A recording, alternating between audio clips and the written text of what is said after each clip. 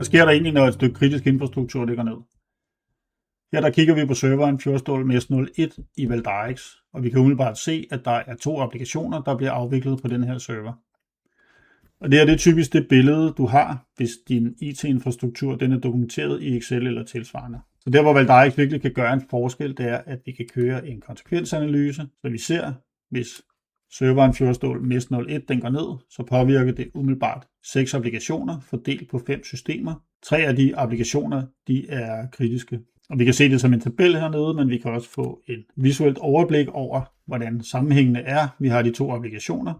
Men mindst lige så interessant er det, at vi i midten har en kritisk integration, ERP Finans, der henter data fra MES-server og sender det videre til de 3 applikationer, som vi ser hernede. Det næste spørgsmål, der melder sig, det er, hvem skal informeres om den her hændelse, der er i vores IT-infrastruktur i øjeblikket. Og der kan vi enten trække et Excel-ark, eller som vi vil vise her, generere en PDF-rapport. Både Excel-arket og PDF-rapporten indeholder de samme informationer, vi så for et øjeblik siden. Det vil sige, hvilke systemer, hvilke applikationer, hvordan hænger de sammen. Og derudover så er der en liste over de forskellige ejere eller ansvarlige af de påvirkede aktiver eller forretningsprocesser. Så man kan ret nemt med få klik generere en konsekvensanalyse, som gælder for servere, for applikationer eller for systemer.